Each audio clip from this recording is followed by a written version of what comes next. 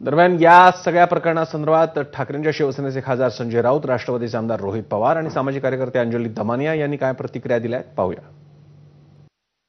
मंत्रिमंडळातले जे अपराधी आहेत, माणिक कोकाटे असतील, शिरसाट असतील, संजय राठोड असतील, बरं अन्य कोणी असतील, ज्यांची जागा बाहेर असायला पाहिजे ते तुरुंगात आहेत, ज्यांची जागा तुरुंगात असायला पाहिजे ते मंत्रिमंडळात आहेत.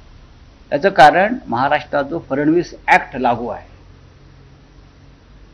आधी वॉशिंग मशीन मग फडणवीस ॲक्ट, ही समज द्यायची आणि माफ करायची. अशा अहवालांना फडणवीस किती किंमत देतात किंवा विधानसभेचे अध्यक्ष किती किंमत देतात, हा प्रश्न तुम्ही त्यांना विचारायला हवा.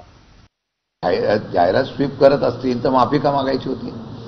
माझं स्पष्ट म्हणणं आहे की माणिकराव कोकाटे असतील की अनेक वादग्रस्त मंत्री जे आहेत त्यांचा राजीनामा घ्यावा. माझ्या माहितीप्रमाणे सरकार चालवायचं आहे, सरकार टिकवायचं आहे, म्हणून या राज्याचे मुख्यमंत्री आणि भाजपचा हातबल तर आहे का, हा प्रश्नचिन्ह निर्माण होतोय. जर आज ही कारवाई होत नसेल तर भविष्य काळामध्ये मंत्र्यांनी कसंही वागावं, काही करावा, भ्रष्टाचार करावा, त्याला आम्ही अभय देऊ, हाच संदेश महाराष्ट्रामध्ये जातोय.